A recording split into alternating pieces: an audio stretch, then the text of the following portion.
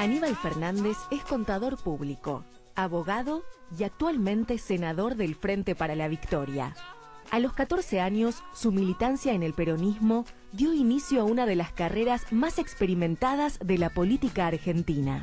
Fernández se desempeñó como ministro de Trabajo de la provincia de Buenos Aires, fue diputado nacional, secretario general de la Presidencia de la Nación, ministro de la Producción, ministro del Interior y durante 2 años y medio, jefe de gabinete de la Nación, entre otros cargos. Dueño de una personalidad inusual para el escenario político, Fernández es además autor de los libros Sonceras Argentinas al Sol y Conducción Política, así hablaba Juan Perón. Como funcionario, impulsó importantes programas contra la violencia de género y la trata de personas. Señoras y señores, con nosotros, Aníbal Fernández. Bienvenido, Aníbal. Gracias. Bueno, primero una aclaración para que no se pongan celosos otros referentes políticos. Que se pongan. Bueno, que se pongan. Te estoy invitando, por supuesto, como ser humano integral, y sin duda la política es central en tu vida, pero también hago hincapié en lo cultural, ¿no? Y por supuesto, si la política tiene que ver con la cultura, pero en tu caso tiene que ver con la reflexión política, tiene que ver con el ensayo, tiene que ver con tu trabajo de polemista, que lo has desplegado en todos los campos, ¿no? Sí, yo no soy un escritor, yo soy un tipo de la política que dice sus cosas en un libro. Se parece bastante, pero no es lo mismo. ¿Cómo nace esto? Un mes de diciembre preparando las cosas para irme de vacaciones, empecé a llevarme libros. Yo soy un jodón bárbaro, me llevo y libros de historia y eso para la playa. Y me daba cuenta que no tenía cosas, entonces me empecé a buscar en internet que a ver qué podía comprarme para llevar. Y empecé a ver que determinados personajes escribían libros. Y yo digo, estos tipos escriben libros. Claro, si uno le cede el lugar, si no se mete a escribir un libro. Entonces me puse a pensar, digo, ¿por qué no arrancar con el manual de Soncera, que Jauretche mismo deja las páginas libres para que uno las anote? ¿Por qué no arrancar? Entonces lo llamo a Carlitos Caramelo y le digo, ¿te gusta que nos prendamos? Buenísimo, dice, yo estoy de vacaciones, pero en 10 días estoy llegando, ponete a escribir las tuyas, yo escribo las mías, después las vemos, las mechamos y vemos qué hacemos. Eso fue un 3 de enero el día que hablamos, y el 5 de enero me llega un mail de Editorial Planeta que dice que querían hacer un libro conmigo y que me daban la opción de hacer el libro del tema que yo quisiera. Se habían encontrado con un señor que hacía bonsái, que él había contado que había trabajado conmigo, que yo hacía bonsái, y que quería, iba a la dirección de mail y me ofrecían eso. Lo tengo guardado ese mail. Digo, no será un mensaje esto, voy con el libro y trataré de llegar a la feria del libro, y llegamos y largamos el primer y cumplimos las reglas del juego. Arrancamos con la madre que las parió a todas, como decía don Arturo Jauretche, e hicimos 44 sonceras, como hizo don Arturo Jauretche en el primero, que es el otro, el marroncito. Y el segundo ya fuimos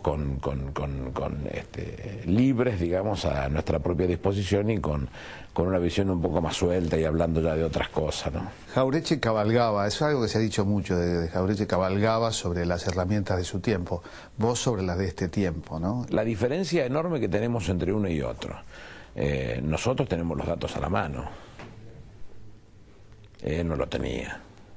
Yo tengo todos los datos que están en el libro. Esto es un dato lo que me estás diciendo. Ahora, él lo presenta el 20 de noviembre de 1968, con lo cual todo lo defendía a pura pluma. Yo no hubiera podido hacerlo eso.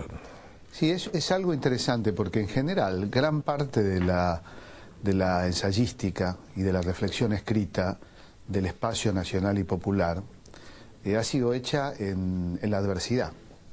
Sí, claro, y además él hace una definición muy clara de lo que es el manual de Sonceras Argentina, que gracias a Dios se vendió mucho a partir de que nosotros arrancamos con nuestro libro, que ya el primero lleva como 130.000 libros vendidos. En mi vida se me ocurrió semejante cosa. Este libro, Sonceras Argentinas y otras hierbas. Claro. Ese libro motivó la venta del manual de Sonceras Argentinas nuevamente. Y él lanza eso para combatir contra los disparates argumentales contra el gobierno de Juan Perón. Nosotros pretendimos hacer humildemente y afanándole la idea a don Arturo de combatir los disparates argumentales contra el gobierno de Néstor y Cristina, y eso es lo que tratamos de hacer nosotros. La Jauretche respondió 44 sonceras, partiendo de la soncera madre, civilización y barbarie. Es que le llaman la madre que las parió todas, dice. Claro, la madre que las parió, tal cual. Y hay algunas con mucha vigencia, ¿no? Como, por ejemplo, pagaré ahorrando sobre el hambre y la sed de los argentinos. Sí, sí, claro.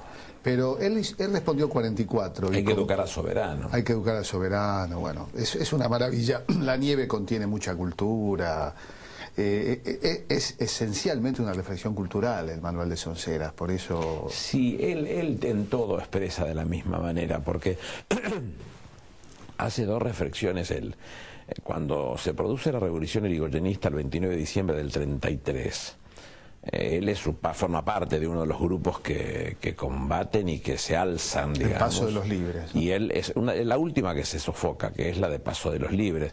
Dalmaso, de Lepiane, Scalabrini y Ortiz se exilian en Alemania, Homero Mansi. Y él escribe ahí al Paso de los Libres, y en versos. Y él precisamente cuando termina el manual de Sonceras Argentinas toma un verso que dice: les he dicho todo esto, me parece que para nada, porque a la gente asonsada no la curan con consejos, cuando muere el sonso viejo queda la sonza preñada. Digamos que ya él lo hace en el 68 con letra del 33, es decir, una visión que ha tenido siempre del mismo concepto y que se valió siempre de lo popular, del concepto de la forma que uno tiene que brindarse para que el otro pueda consumir. Él dice: hay que hablar para que te atienda los criollos, vaciándose Martín Fierro. Y cuando él habla de la dureza de las expresiones para tratar de refutar a varios, Ezequiel Martínez Estrada o todo ese tipo de cosas, él dice de Martín Fierro: las armas son necesarias, pero nadie sabe cuándo, ansina se andás paseando, y de noche sobre todo debe llevarla de modo que al salir salga cortando. Hace toda una definición de que las palabras salgan cortando cuando salgan. Y bueno, nosotros que no somos escritores y que somos sí consumidores de lo suyo, completitos de punta a punta, bueno, quisimos valernos de esa posición como para sacarle jugo. Lo interesante es que conforma una novedad, literatura política o ensayo, en un periodo que no es precisamente de adversidad, donde de pronto la gestión pública, la gestión política, la responsabilidad política pareciera que no deja tiempo para escribir, y creo que todo lo contrario, que uno debe defender con argumentos, y que este es un campo necesario, imprescindible para defender un proyecto. Pero a mí me place escribir, a mí me da, son las cosas que como me gusta tocar la guitarra, como me gusta hacer bonsái, me place escribir, me produce placer escribir, entonces forma parte de un divertimento. Debo ser medio raro. Vos sos ricotero, ¿no? Absolutamente. Ahora parece que, bueno, no sabemos cuándo este programa se va a ver. El 13 de diciembre en Mendoza. Ya te abonaste. Tengo todo, hotel. Pero las entradas pasajes, todavía, ¿sí? Hotel y pasajes ya están. ¿Qué otro grupo musical te gusta? Sí, no, yo soy un ecléctico absoluto. Me gusta mucho el tango, me gusta mucho el folclore, me gusta el folclore cuyano, me gusta el folclore del NOA, me gusta el folclore santagueño, me gusta el chamamé. Soy ecléctico por completo, pero en Los Redondos una necesidad fue porque yo le había agarrado tanta mano a la política que había perdido la razón de ser, y mi hijo tenía ya 12 años y yo no tenía recuerdos. Y me dijo: soy un tarado, algo estoy haciendo mal, tengo que volver para atrás. ¿Y con qué? Bueno, la música. ¿Y qué escucha este pibe? Los Redondos, justo esto, que eran lieros y conflictos en todos lados y no sé qué cosa. Y bueno, déjame ver qué hago con esto, a ver si me la acerco por la música. Y la verdad después me terminé metiendo con pata y todo. ¿Lo conoces al Indio?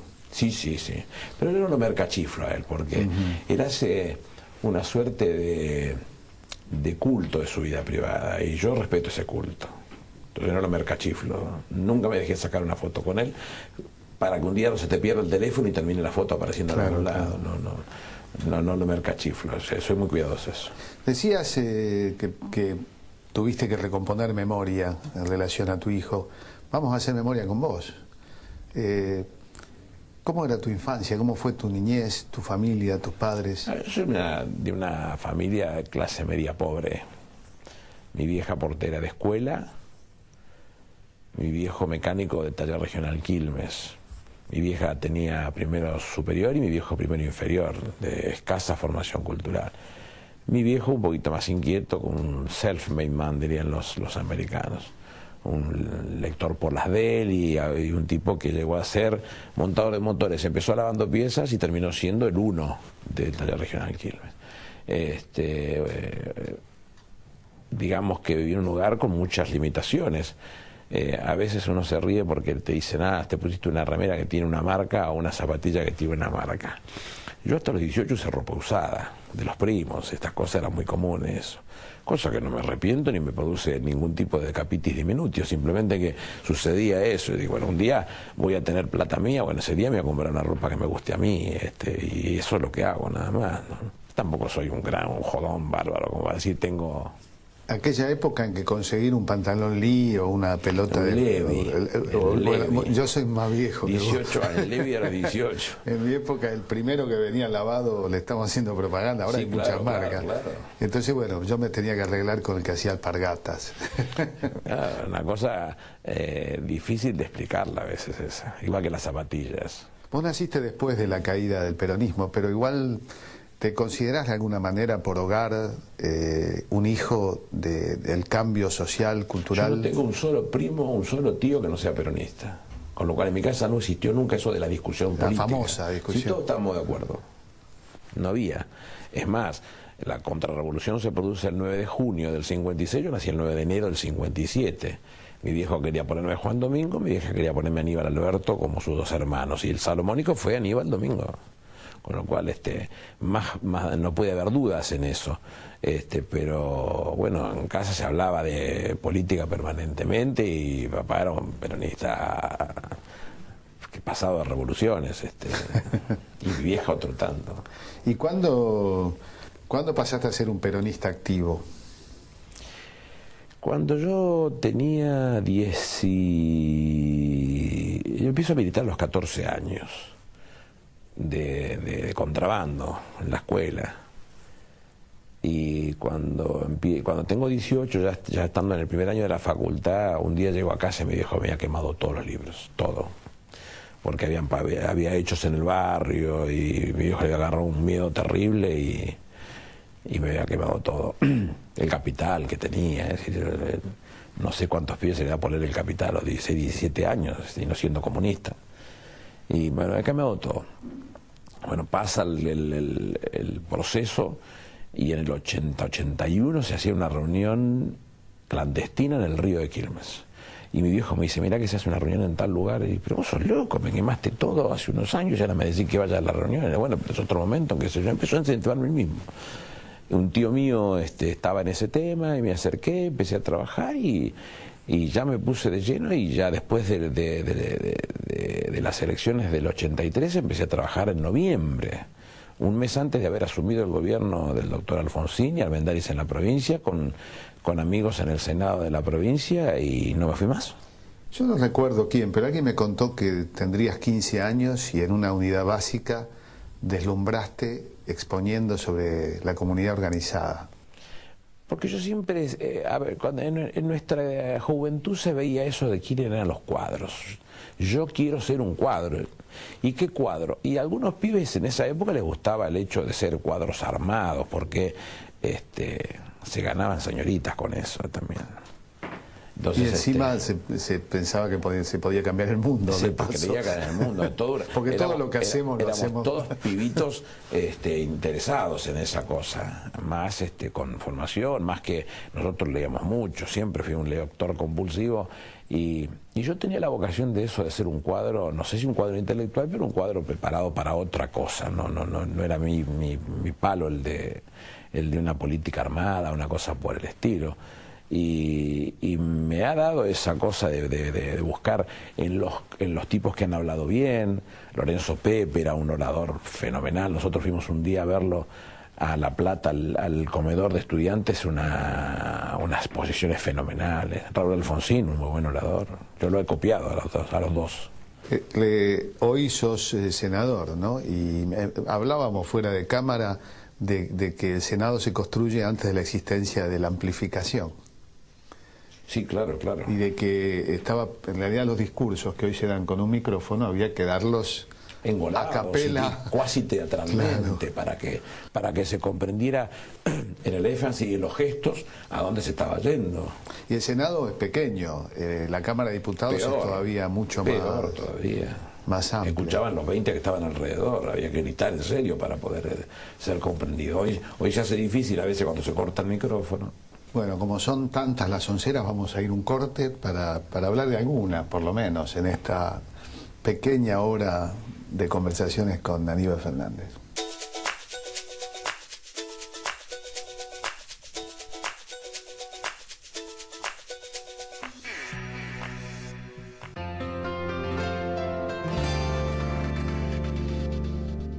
¿Sabías que las bacterias de tus axilas son las causantes del mal olor? Por eso, creamos el nuevo Rexona antibacterial, una protección superior que te brinda 10 veces más protección contra las bacterias que causan el mal olor. Rexona no te abandona. Soy el nuevo Skip y me encanta lo que tenés puesto. Por eso, remuevo manchas y pelotitas para dejar tu ropa suave y perfectamente limpia. Nuevo Skip líquido.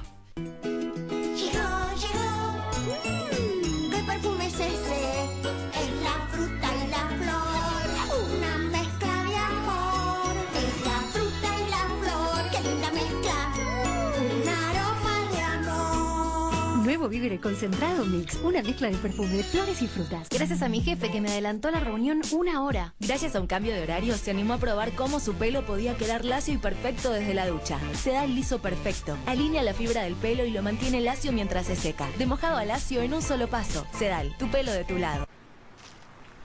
Hoy voy a cocinar diferente.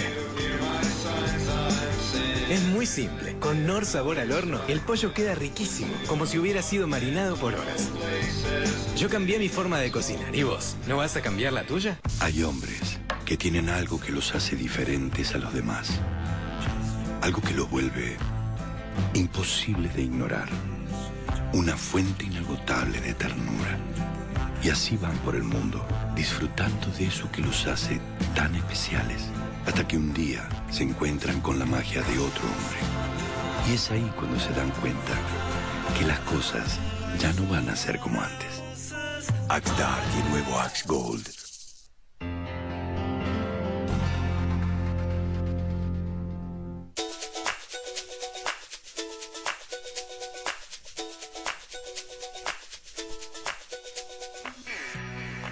Una pregunta que me hago. Las onceras que de alguna manera desmistifica Jauretche, tarea que continuás y tarea imprescindible, ¿son argentinas o son universales en este momento? Porque yo me parece que como está el mundo, me pareciera que el mundo central, que solía escapar a las grandes crisis o las tenían más esporádicamente, hoy está consumiéndolas incluso. Pareciera que estamos más vacunados nosotros. Pero hay de todo un poco, porque precisamente la madre que las parió toda, civilización y barbarie, él lo que está planteando es algo que se trae del Facundo, del prólogo del Facundo, y la realidad de lo que está planteando es que todo lo que es de afuera, y yo le agrego, y si es de Estados Unidos mucho mejor, porque mi viejo hablaba del imperio, pero hablaba del imperio, se refería a la Gran Bretaña. Nosotros vemos las cosas de otro formato, pero si es Estados Unidos es bueno, no puede ser malo. Ahora, si lo hiciste en la Argentina, es malo seguramente, no tiene razón de ser. Esto es inevitable. O las radios de la mañana que te dicen, ¿cómo puede ser que nosotros tengamos estos índices? ¿Por qué no aprenden de Chile, de Brasil y te pasan toda la tira que no saben ni siquiera lo que tienen? O te dicen, la situación en la que nos encontramos es complicada. Sí, bueno, hay países en el mundo que están sufriendo la crisis, Estados Unidos, Portugal, España, Irlanda. Esto es inevitable. O las radios de la mañana que te dicen, ¿cómo puede ser que nosotros tengamos estos índices? ¿Por qué no aprenden de Chile, de Brasil y te pasan toda la tira que no saben ni siquiera lo que tienen? O te dicen, la situación en la que nos encontramos es complicada. Sí, bueno, hay países en el mundo que están sufriendo la crisis, Estados Unidos, Portugal, España, Irlanda, Francia, Italia, Grecia. Alemania no, Alemania la locomotora, sí, pero la locomotora tiene 20% de pobreza estructural. ¿Ah, de dónde sacaste eso? Es cuestión de meterse a la web y mirar lo que dice el propio Centro de Estadísticas Oficial de Alemania. Quiere decir que pobrezas estructurales que tienen por lo menos una comida a la que no acceden durante el día. Entonces hay cosas que se siguen mostrando como que son las mejores del mundo a imitarlas y que están padeciendo. No me satisface, no me hace feliz eso. Pero digo, ¿por qué no nos seguimos mirando un poquito más para nosotros mismos, a ver cómo hacemos para mejorarnos todos los días? Una soncera, por supuesto, pareciera tener un componente, es una mentira, es un lugar común. Ahora, tiene consecuencias catastróficas para una sociedad. Es decir, uno piensa en la vida. Cuando en la vida a uno lo engañan existencialmente, eso va a modificar,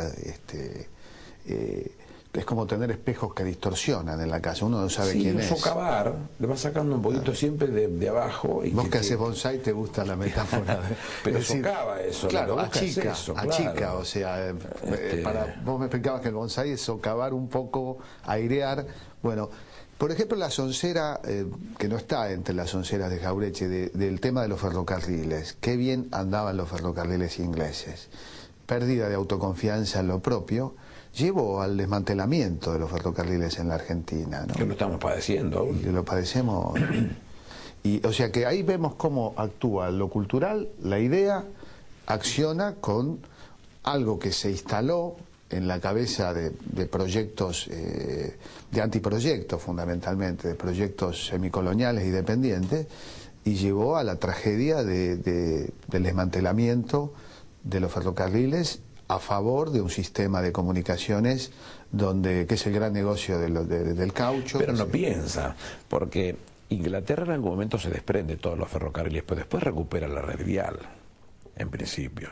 Y el anillo de Rotterdam, que debe ser lo más importante de ferrocarriles europeos, lo que hace es venderte la hora. Vos por este lugar pasás entre las 2 y las 3 de la tarde con tu tren y pasarlo como vos quieras, pero eso tiene un rendimiento de las 24 horas al día.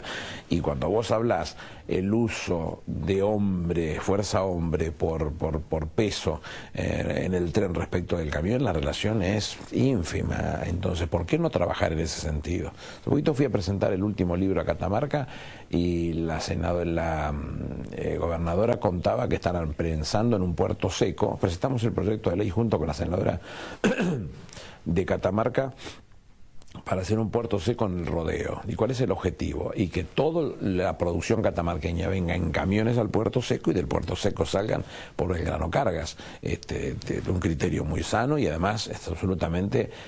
Dos ventajas tiene para Catamarca. La primera, que va a bajar el costo del flete de cualquiera de sus productos que está mandando, porque entre otros en Catamarca se fabrica ropa de seguridad, zapatos de seguridad y ese tipo de cosas. Y la otra, que el camión que va a trabajar en ese caso ya no será el bonaerense que va hasta Catamarca llevando y trayendo cosas, sino es el de la zona, el que le da trabajo al propio catamarqueño.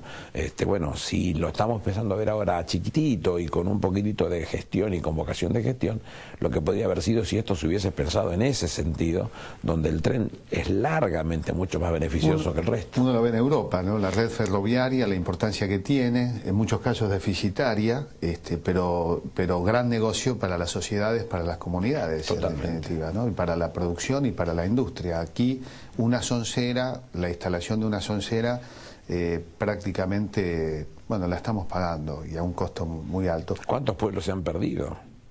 ¿Cuántos pueblos? Han desaparecido centenares de pueblos que estaban a la vera del tren, que nacieron a la vera del tren. Acá hay otro libro, ¿no? Que es el último, que es un trabajo de investigación. Vamos a decir que todos tienen, bueno, no, hay dos que tienen prólogo de la presidenta, de Cristina. En el segundo... Es muy divertido Sonceras, cómo empieza el prólogo. En el segundo de Sonceras, nosotros le robamos la idea a lo que hace Borges en El Hacedor, que él dice que le hubiese gustado, a Lugones le dice, yo sé que te hubiera gustado, que me hubiera gustado, dice y él hace como que Lugones le está prologando el libro. Bueno, nosotros le robamos la idea y lo prologa Néstor de alguna manera imaginaria. Claro, en El Hacedor se encuentra Borges con Lugones y plantea la posibilidad de que habrá un tiempo en que ambos serán pasados. Era 58 y Lugones se había suicidado en el 38, así que... Me gusta cómo empieza Cristina el prólogo, dice, y Aníbal lo hizo otra vez. Y mira que has hecho cosas, ¿no? O sea que yo voy a un acto a Casa de Gobierno y me cruzo con la presidenta y digo, mirá, se me dio por hacer este libro. Esta vez fuimos un poquito más arriba. Lo apuntamos a Perón. Y si te fijas, tiene como subtítulo Así hablaba Juan Perón, que es un afano liso y llano en Nietzsche con Así habló Zaratustra. La diferencia es que en Nietzsche se fijaba en un profeta presocrático y yo hablo de un hombre prácticamente contemporáneo. Pero la idea es la misma, porque no es de nadie, es de todo, más o menos, el concepto del payador perseguido. Lo que buscamos nosotros en esto es que lo que Perón hace con esas 9 clases en la Escuela Superior Peronista, dictadas, y que el libro de conducción política a veces es medio repetitivo porque lo que busca es fijar el concepto atento que está dando las clases, nosotros lo que hicimos fue anárquicamente tomar temas y transformarlos en políticas o en acción política actual. Y lo que buscamos es eso, es participar, sobre todo para el joven que no ha tenido la oportunidad de vivenciarlo, de participar en forma directa con esas cosas que están sucediendo. En este libro hay un contrapunto entre las 20 verdades peronistas y inventás, ficcionás... Las 20 verdades caceroleras. Las 20 verdades caceroleras, que bueno, acá no la encuentro, pero que son muy interesantes, ¿no? Porque plantean la diferencia entre la responsabilidad, el compromiso colectivo y el individualismo. Sí, dos discusiones que son distintas. Ahí ya te vas por el lado por un lado más entre dicepoliano y jaurechiano. Pero que uno no puede evitarlo eso. Nosotros también, en uno de los ejemplos que da Perón, por la inversa contamos lo que le pasa a Alfonsín con el Plan Austral, que 3 días antes de que se anuncie sale en tapa de Ámbito Financiero, creo que la página 185 o 183. Y yo le hago un reconocimiento a Alfonsín porque le he tenido aprecio personal y él me distinguió con su afecto en sus últimos años y nadie dudaría de la honestidad de Alfonsín, de la integridad de Alfonsín, como para no haber sido él el que diera a conocer esa cosa. Algunos, esos infieles que aparecen en el grupo y que le sacan ventaja de alguna característica, ha existido, pero no él. Con lo cual en un libro dedicado prácticamente a la memoria de Perón, que se reivindique a un presidente radical no es tan común. Hay un argumento reiterado, una soncera, que desmerece el nivel intelectual del peronismo y en particular parte desmereciendo el nivel intelectual de Perón. ¿Qué opinas del tema? Perón era un tipo de una formación superlativa, en todo sentido. Cuando presentamos el libro en la Biblioteca Nacional, yo le pedí a Horacio González y a Eduardo Liberti que estuvieran. Yo no busco que me digan lo que yo quiero, creo que me digan lo que sienten. Si está mal, me la banco y se termina. Horacio es un análisis prácticamente de 2000 años de lo que significó la capacidad del pensamiento y el estudio y el desarrollo de la política en cabeza de los militares, que eran privilegiados a su momento para tener ese tipo de estudios, y Perón era un militar. Hablemos que era un militar que se forma en un ejército que es el ejército, él entra en 1900, prácticamente en el centenario. Sí. Y él empieza desde muy chico a trabajar en cosas culturales y de pensamiento superadores. En el 34 hace un diccionario... etimología araucana. Sí, araucano. Y él escribe muchísimos artículos, ensayos, y con su nombre y con nombres de otros. Utiliza mucho el nombre de Descartes. Él escribe artículos con el nombre de Descartes, incluso dice porque dice que Descartes escribía con un seudónimo del agrónomo Perón, astrónomo Perón. Entonces dice Perón que le devolvía el favor, entonces por eso se ponía Descartes. Eso de Caledonia, es decir, sí, cuando uno además comparar a Perón intelectual con una tradición militar que vendría luego, donde realmente... Sí, no, cero de cabeza, no era esa expresión que Horacio destacaba en la presentación. Yo reivindico mucho eso porque Perón además no era solamente en eso que se dedicaba, era un especialista en botánica. un hombre capaz de definir por la pinta nomás de qué planta estaba hablando y en términos científicos, con una capacidad, una formación superlativa. Y aparte que leía todo lo que se le cruzaba y estaba en contacto con todo el mundo, y su relación con Mao, su relación con Kennedy a través de terceras personas ha sido una marca de lo que ha pasado en ese momento. Una cabeza distinta, absolutamente distinta. Otra soncera en torno a Perón ha sido que también la hereda el kirchnerismo, y hablaremos de la relación entre peronismo y kirchnerismo. Otra soncera tiene que ver con el autoritarismo, ¿no? Que vos haces una aclaración muy interesante, que es analizar el pensamiento de Perón trayéndolo a esta época y estableciendo la diferencia. La diferencia es 65 años después. Son muchos años, 60 o 65 años después. 63 si querés, 51 al 64, al 2014, 64 años después, pero tiene vigencia él, porque él hace análisis muy medulares respecto de la conducción política. Perón decía que él no sabía nada de política, que sabía de conducción política. Y hace la referencia a la necesidad de que la calidad de conductor venga intrínseca a la persona, porque no está dada, ya que él lo considera un arte, la posibilidad de ir a una universidad a estudiar de conductor. Lo que puede uno es mejorar, formar, cultivar la condición de conductor, pero si eso no se es conductor, no hay forma de poder serlo de otra manera. Hoy existe la politología, que intenta poner las ciencias políticas en el plano con una relación equivalente a lo que sería ser literato o crítico literario, ¿no? Y en definitiva termina siendo taxista. O secretario cultural de la Nación. Sí, o senador nacional. Yo tengo un tío que fue secretario de Cultura y otro que fue senador y otro que fue poeta. Y como a mí tampoco me gustaba trabajar... No, el secretario de Cultura lo digo por mí, que no soy politólogo. Y lo de senador lo digo por mí. Pero digo, no, a veces o las licenciaturas políticas, ese tipo de cosas, pareciera ser que resuelven un camino desconocido y lo hacen simple, y la política no es eso. ¿El kirchnerismo es peronista? El kirchnerismo es peronista. Claro, a Néstor no le gustaba hablar de kirchnerismo, nunca lo escuché hablar de kirchnerismo. El peronismo es peronismo. Y Néstor era muy peronista y Cristina es muy peronista, y no ha habido gobierno más peronista que el de Néstor y de Cristina, no lo ha habido. Que ese libro, lo que yo trato de graficar es eso.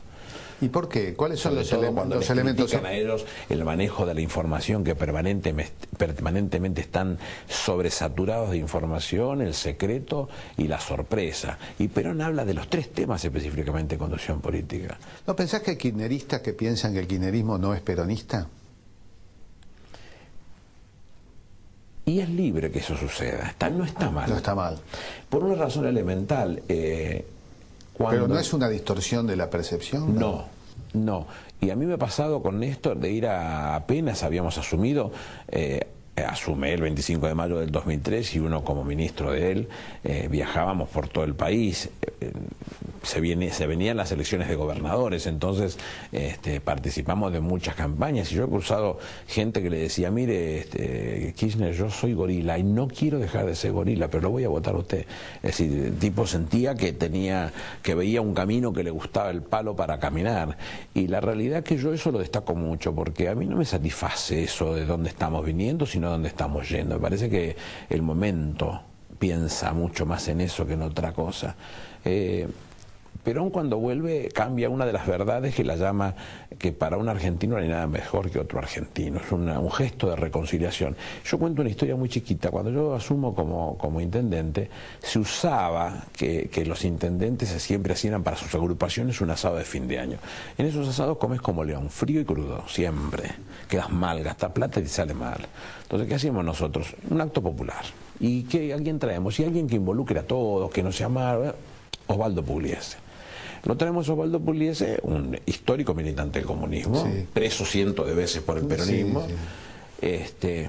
Cuando llega a la Sociedad Italiana, a media cuadra donde se hacía el acto, que había 30.000 personas, una cosa hermosa, yo voy a recibirlo y nos quedamos charlando con él y con su mujer. Y él me contó una historia que atesoro con mucho placer, que cuando vuelve Perón invitan a un montón de actores para saludarlo a Perón.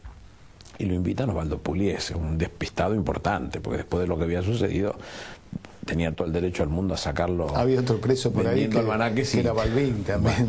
Bueno, en todo caso, el hombre decidió que tenía que ir porque creía que el momento era importante para participar y fue. Dice que Perón venía saludando uno por uno y cuando llega él, dice que Perón se acerca, lo abraza y le dice al oído, gracias por saber perdonar, le dice. Entonces, eso habla de la misma reconciliación cuando él habla de para un argentino no puede haber nada mejor que ver otro argentino, y después ese enorme gesto de Balbín de no saltar un paredón, no es un paredón, es un enorme escalón que él sube para llegar a un reconocimiento que lo hace popular para todos los argentinos, seriamente visto eso. Entonces, uno tiene que aprovechar de esa situación. ¿De dónde venís? ¿Qué me importa de dónde venís? ¿Querés ir al mismo lugar que yo? ¿Te parece que la Argentina la podemos construir entre todos? Sí, vamos a hacerlo. ¿Hay tanta diferencia entre unos y otros? No las hay. Entonces, ¿por qué no jugamos un poquito? Bueno, un poquito en esta discusión que tuvimos por el pago soberano, algunos radicales no estaban muy cómodos de votar en contra. Y eso habla de que estamos en el mismo sentido, que estamos convencidos de que estamos yendo al mismo punto. Sí, muchas veces yo me pregunté qué difícil, ¿no?, estar en una oposición cuya meta es fundamentalmente estar en contra, ¿no? Y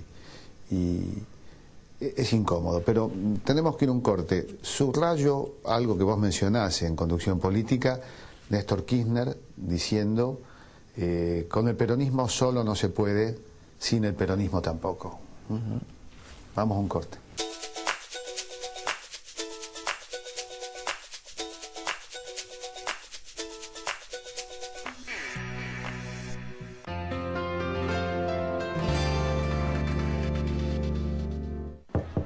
Fue un éxito total. Qué suerte, ¿no? Me levanto temprano, un buen desayuno, ensayo, un casting, más ensayo, más práctica. ¡Sí, quedé! Sí, fue suerte. Para tener suerte, se necesita esfuerzo. Hades usó la proteína de soja para crear Soy Force, que te da fuerza para hacer más. Yo limpiaba mi prótesis con dentífrico a diario. Fue mi odontóloga quien me alertó que las prótesis dentales son casi 10 veces más suaves que los dientes naturales y necesitan un cuidado diferente. Los dentífricos comunes contienen abrasivos que pueden rayar la superficie de las prótesis dentales donde se acumulan las bacterias. Por eso yo recomiendo usar Corega Tabs todos los días, porque limpia las prótesis sin rayarlas. Desde que uso Corega Tabs, mi prótesis dental está mucho más limpia. Corega, come, habla y sonreí con confianza. ¿De dónde podés sacar las proteínas para enfrentar el día a día? ¿De los huevos? ¿Del pescado? ¿O de la soja? Por eso Hades usó la proteína de soja para crear Soy Force, que te da fuerza para hacer más.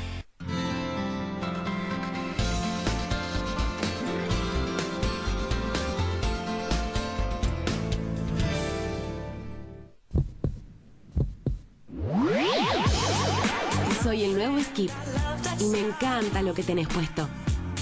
Por eso, remuevo manchas y pelotitas para dejar tu ropa suave y perfectamente limpia. Nuevo Skip líquido. Proba también el nuevo Skip polvo. Ahora con mejor fórmula. ¿Cuál es el mejor consejo para aclarar la piel de las axilas? ¿Limón? ¿Bicarbonato de sodio? No. El 91% de las mujeres vio una diferencia con DAV. Está comprobado que el antitranspirante DAV Dermoclarant ayuda a que la piel de tus axilas recupere su tono natural. DAV Dermoclarant, nuestro mejor consejo para aclarar tus axilas. BIM colabora con UNICEF para dar charlas en diferentes comunidades sobre temas de importancia en salud e higiene para prevenir enfermedades. Con cada botella de BIM que compras, estás colaborando con UNICEF a mejorar la calidad de vida de muchos chicos y familias de la Argentina. Cuidando a tu familia con BIM Lavandina en Gel, ayudas a muchas familias.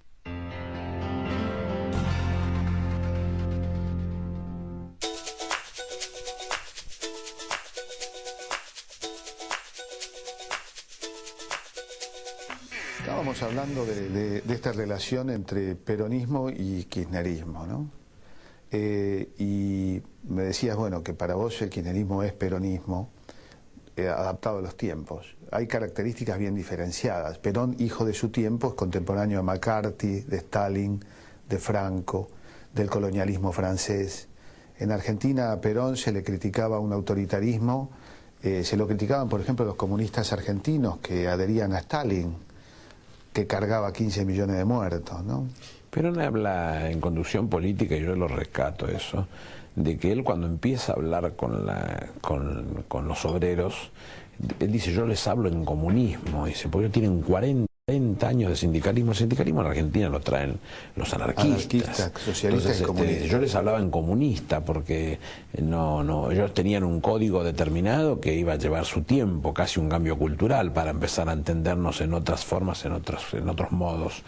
Y bueno, él puede pagar el costo de esa situación tan particular.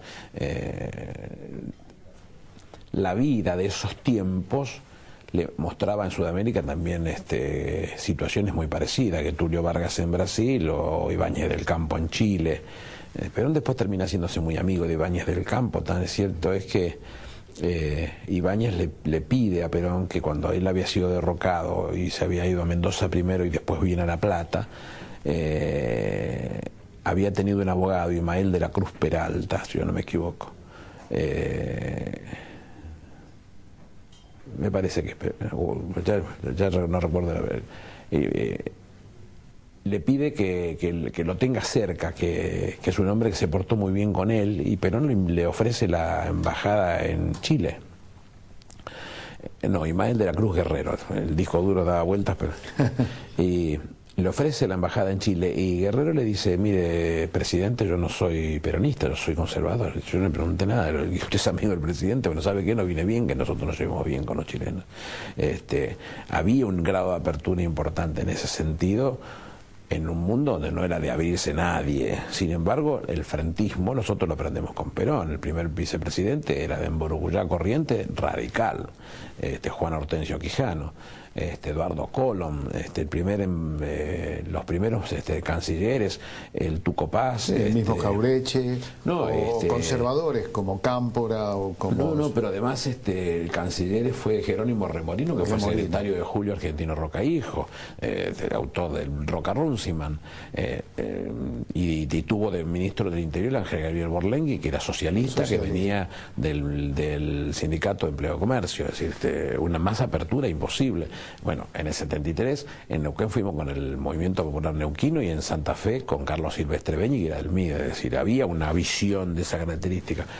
Nosotros, que sumamos gente de todos lados, y en algún momento cuando la primera presidencia de Cristina se hace un acto de radicalismo en Vicente López, Cobos dice, el Frente para la Victoria gana sin nosotros, nos invitan a formar parte de un proyecto y defecciona a los 3 meses. Qué diferencia, ¿no?, entre Quijano, que Perón le debía mucho, ¿no? Porque cuando Perón es desplazado como vicepresidente y como secretario de Trabajo, Quijano era ministro de Interior de Farrell, y Perón, gracias a Quijano, ministro del Interior, le da la cadena nacional cuando se despide del movimiento obrero. Es algo, un hecho desconocido. La gente habla del 17 de octubre, pero no habla de ese acto que tuvo 70.000 obreros en la calle, allí por Perú y Diagonal, y donde Perón, de alguna manera, diría yo, hace el prólogo del 17 de octubre, y además va preso por eso. Pero no es el caso, uno de los pocos casos, no sé, el único, uno de los pocos casos del mundo que él tiene los votos para ser presidente antes de tener un partido político. Era uno de los pocos casos, yo lo digo eso en el libro. Lo hace una figura muy particular en eso, y que suma de distintos lugares a personajes que han sido muy importantes en la vida política. Aníbal, tenemos invitados, y quiero darles lugar para que te hagan un par de preguntas. Sí, ¿quién está? Hola. En la relación que tiene usted con su hijo hoy, ¿está tan presente el peronismo como cuando usted era chico, en la relación con su padre y su familia, que contaba que eran todos muy peronistas? Y además me gustaría saber qué expectativas tiene para la juventud. Con mi hijo la relación es esa, porque yo soy un tipo muy metido en todo lo que hago, y él está cumpliendo 30 años. Y es médico, y no es un militante, pero es un compañero. No necesito explicar mucho esas cosas, y cuando aparecen temas siempre el análisis, y con mi hija pasa lo mismo, que tiene 18, mi hija es militante, y con la edad que tienen, tienen vocación de participar y de tener presencia y capacidad política para discernir. Cuando yo presenté el proyecto del voto a los 16 años, mi hija quería ir a hablar, me dijo, pero la agrupación mía no sé a quién van a elegir. Bueno, que elijan a quien quieran y hablaba por la mía.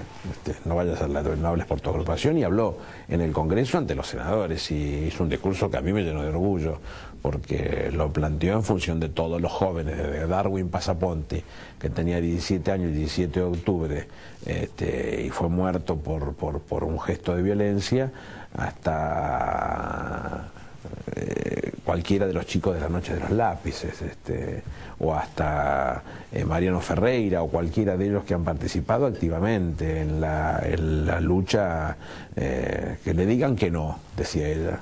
Y me parece estupendo eso, ¿no? Porque aquí le vas a decir a Mariano Ferreira que fue a acompañar a los trabajadores que reclamaban por no ser tercerizados, algo que era resultado neutro, porque no es que ahí se decidían cosas, no se decidía nada, era una expresión nada más de reclamar por los tercerizados, y le encontró la muerte ese chico, y que no se puede defender eso. Costequi y Santillán, ¿qué le vas a decir? Que porque eran jóvenes no podían votar, es una torpeza. Entonces yo me siento que eso lo han mamado, independientemente de cómo lo vean, y qué es lo que digan puntualmente. Creo que están armados para defenderse a sí mismos. No tengo que estar yo haciéndole controles cotidianos de posiciones ideológicas, tienen muy en claro lo que quieren. Bien, otra pregunta. Respecto de la juventud, yo todo lo que escribo lo hago para la juventud. Está todo pensado en la juventud. El segundo libro, si vos te fijás, arranca pura y exclusivamente hablando de la juventud, porque es el eterno nuevo viejo enemigo de la derecha en la Argentina. Siempre la derecha le temió a la juventud, porque la juventud con poder enfrenta a los poderes reales, que son los que no van a elecciones. El poder real es el que siempre se manejó desde su lugar y decide y piensa, y ha logrado cambiar decisiones de los gobiernos, y han tenido actitudes poco felices en esta Argentina, y no han tenido otra cosa que verlo a través de los ojos de esa juventud a la que le desconfían. Cuando Néstor murió, en la plaza estaba lleno de pibes, y deben haber pasado con los helicópteros millones de veces buscando colectivos. ¿Cómo los trajeron a estos pibes? No los trajo nadie. Aparecían debajo de las baldosas, venían solos. Y yo rescato en el libro dos hechos. Uno que decía, un pibe decía, Néstor es el Perón de mi tiempo, decía. Y me parecía un gesto bárbaro, una definición, que él no lo había conocido a Perón. Y otro que decía, cerraste los ojos y abriste millones. Y me parecía que era toda una definición de ese tema. Le abrió los ojos a millones de pibes que podían defender su derecho por la política, pero no solamente desde la posición política nuestra, desde cualquiera de sus partidos, del radicalismo, del socialismo, del PRO, desde el lugar que participe, que yo reivindico como algo absolutamente positivo para la política, la participación en sí misma. Bien, otra pregunta. Hola, quería preguntarle, ¿qué sector para usted fue el que más creció, o qué sectores fueron los que más crecieron en los últimos 10 años, y qué sector es el más importante, o qué sector es vital para que siga creciendo la economía? ¿Como sector interpretás en términos económicos? Sí, alguna industria. No, muchas industrias. La automotriz, por ejemplo, ha tenido una subida fenomenal. En la década del 90 se festejó cuando se lograron vender 450.000 unidades, y estamos ahora cerca de las 800.000. Si bien es un momento muy particular, porque al haberse sancionado una nueva ley de impuestos internos y aplicar determinados impuestos a los automotores, impacta en la producción, y eso puede tener alguna merma respecto de los años anteriores, pero el 2013 ha sido un año hiper recontra positivos en cuanto a la venta de automóviles. Pero podés buscar el sector que quieras, que ninguno ha ido para atrás, todos han tenido un beneficio importante porque se promocionó ese punto. Nosotros insistimos sobre eso porque cuando uno busca que se desarrolle un país, tiene que imaginarlo de una determinada manera, y Néstor y Cristina desde el primer momento insistían en el fortalecimiento del mercado doméstico. Y ese mercado doméstico lo fomentan y lo consolidan no solamente los que tienen trabajo registrado, los que también tienen trabajo no registrado, o trabajan por changas, o están trabajando de alguna manera informal. Entonces eso obliga a que uno tenga que estar prestando la atención, porque también eso hace una demanda sobreexagerada, una demanda agregada, que hace que si no hay capacidad instalada para satisfacer el producto, te aumenten los precios. Y los precios aumentan en un montón de cosas. Entonces vos ves el índice de precios al consumidor nacional urbano, que es el nuevo índice y que refleja 520 productos, los pondera. Pero eso refleja lo que nos aumentan los 10 o 15 productos que vos pones en el changuito cuando vas al supermercado. No, es más caro el changuito, seguramente. Entonces hay que prepararse y trabajar para que ese punto se condicione, se reflexione y encontremos una alternativa que resuelva la posibilidad de que no impacte todo en el bolsillo del que menos tiene, que es el que siempre paga los platos rotos. Un fenómeno de los últimos tiempos, aunque ya Perón lo detectaba, es la aparición de partidos fugaces, alianzas efímeras y por lo tanto dirigentes efímeros que tienen su minuto de gloria y hasta pueden llegar a ganar una elección de diputados, como ocurrió con de Narváez, por ejemplo. Sí, y en este caso peor todavía, porque después de la crisis del 2001, que puso en riesgo 150 años de construcción política, se sacó el piso, entonces todos entraron, cada uno tenía su partido político, hubo 638 partidos políticos. En algún momento, cuando esto empieza a ordenarse, porque en el 2001 te acordarás que había medios que decían, no le ponga la boleta, ponga un papel higiénico, ponga una feta de salame. Sí, la antipolítica. La antipolítica. ¿Qué es política? Que le contesta a la sociedad fuertemente, les da un bife en la boca a todos estos promotores de la antipolítica, cuando se da la elección con mayor participación y con mayor voto positivo a 5 candidatos. O sea, la sociedad es la que dice, a mí decime lo que quiera, pero yo sé que si no salgo por la política no puedo salir. Entonces, esta es la reivindicación y yo reivindico en ese caso a la política y el último libro, hacemos un eje central en la defensa de la política. Hay dirigentes, la vicejefa, que dice, yo no voy a ser la vicejefa, yo voy a trabajar de vicejefa, como si como participar de la política fuera pecaminoso, una cosa por el estilo, y eso no es saludable para la política, al contrario, hay que erigirse como tal, hay que defenderse como tal, hay que comprender como tal y vivir como tal, porque también eso tiene que ver con las formas en donde uno muestra hacia afuera qué es lo que piensa de lo que está sucediendo en la sociedad de la que participa. Un fenómeno colateral a esto que hablás es el transfugismo político, ¿no? La palabra tránfuga, alguien que se va de un partido hacia otro, que es una tendencia. Llamaba a sacar los pies del plato, decía. Sí. En lo militar se hablaba de los panqueques también. Panqueques eran los aviadores que se dan vuelta en el aire en una chirinada. Ahora, el kirchnerismo pareciera haber producido tránfugas, porque muchos funcionarios kirchneristas, una vez que dejaron de ser funcionarios, pareciera ser que los encadenaba su lealtad era directamente proporcional al cargo. No, tenían una raíz muy chiquitita, muy corta. Bueno, vos ya volvés a lo de la... Volvemos al bonsái. Una raíz muy corta, cualquier viento lo sacaba. Pero, perdón, Jauretche vivía haciendo metáforas, le gustaba mucho también la jardinería, y muchas de sus metáforas están ligadas a la naturaleza vegetal. Es que la mayoría de todos esos casos, la inmensa mayoría, todos van al mismo lugar, que es al ostracismo, porque pueden tener... Pero hay muchos, bueno, produjo muchos, a ver, vamos, no los nombremos, la gente... Una figura joven puede aparecer sumada a un determinado lugar y cuando no encuentra lo que está buscando, que en definitiva es un beneficio para su persona, agarre para otro lado y saque ventajas de lo que sucedió. He conocido dirigentes que estuvieron en despachos pegados a la presidenta y hacían reuniones en contra de la presidenta en la Casa de Gobierno. Esos tipos, o tipos que le chupaban las medias de una manera vergonzosa a Néstor y después iban a la embajada de Estados Unidos y hablaban en contra de Néstor, lo que nunca se imaginaron que iba a aparecer Wikileaks y que le iban a terminar mostrando. Basta con ver el libro de Santiago Donner. Estás hablando de Massa concretamente, ¿no? Eso lo dice usted, decía.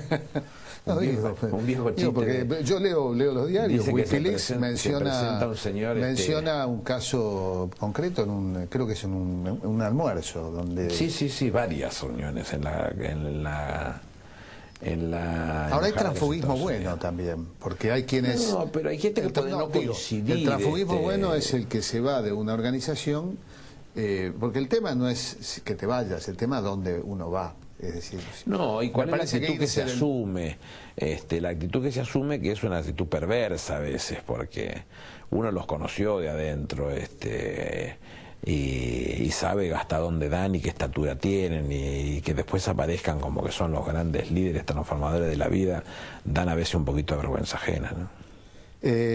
La política, de alguna manera, hay una relación entre lo que en conducción política lo mencionás, lo que Perón decía: están los predicadores y están los que gestionan.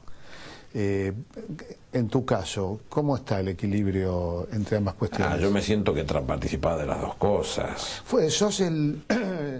Sos uno de los políticos que más tiempo ha sido ministro en la historia, tengo entendido. 9 años, 11 meses y 8 días. Contaste. 9 años, 11 meses y 8 días. Y fui ministro del Interior más tiempo que Ángel Gabriel Borlengui. Borlengui, que lo mencionábamos, Borlengui, ministro del Interior de Perón, de origen socialista, que bueno, fue una de las víctimas políticas del bombardeo de 16 de junio. De Plaza de Mayo. El 16 de junio se produce el bombardeo y él renuncia al 30. ¿Y qué te falta por hacer, Aníbal, entonces? Nada, yo he sido un cuadro del peronismo que quiero seguir haciendo lo que sé hacer.